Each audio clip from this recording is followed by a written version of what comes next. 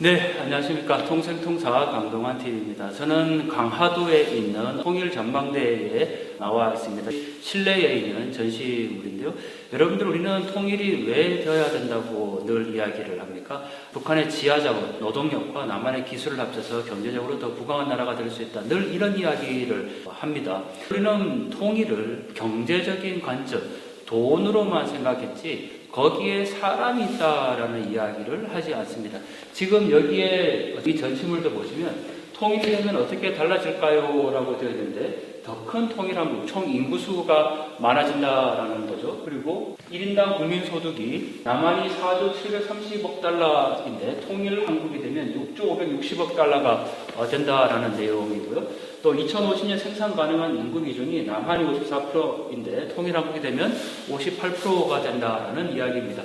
옆에 나머지 전시물을 봐도 똑같습니다. 옆에 전시물을 보면 둘보다 하나가 되는 통일 한국이라고 되어 있고요. 늘 우리가 강조하는 북한의 지하자원에 대한 이야기를 하고 있습니다. 북한에 매장된 강물의 잠재적 가치가 3,200조에서 1경 1,700조라는 이야기를 합니다. 만약 이 자리에 고향이 북쪽인분이나 탈북민이 와서 이 내용을 보면 어떤 마음이 들까요?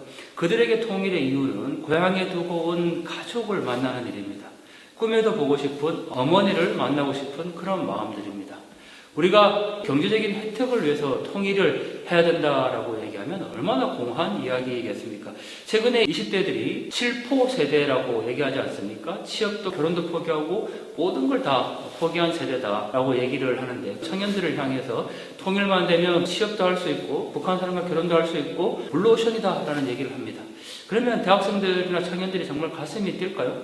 저는 그렇지 않다고 생각을 합니다. 여러분들 초등학생에게 통일 교육을 할 때 통일이 되면 평양에 가서 북한 아이들과 평양냉면 먹고 역산 여행 가고 기차 타고 유라시아까지 가는 꿈을 꾸자라고 얘기를 합니다. 물론 그런 이야기들이 다 틀렸다라는 건 아닙니다. 하지만 유라시아까지 기차를 타고 갈 때 거기에 북한 사람과 함께 기차를 탄다라는 이야기는 하지 않습니다.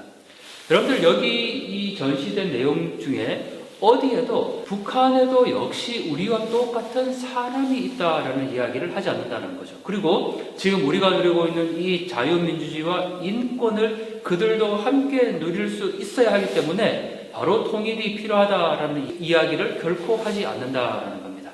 여러분들, 우리는 늘 통일을 돈, 경제적인 관점, 땅까지 가는 기차가 북한 땅을 밟고 지나가는 것만 늘 생각을 했지 그 기차에 고향이 남쪽인 분과 북쪽인 분이 함께 타서 유럽 여행을 같이 간다라는 이야기를 하지 않습니다. 이 전시되어 있는 내용 중에서 통일이 되면 어떻게 달라질까요? 더 큰 통일한국, 더 큰 대한민국을 이야기를 하고 있지만 거기에 자유민주주의와 인권이 보장된다라는 이야기는 하지 않습니다. 통일되면 어떻게 달라질까요? 라는 질문에 통일되면 당신의 가족들을 만날 수 있습니다. 당신의 어머니와 함께 할 수 있습니다.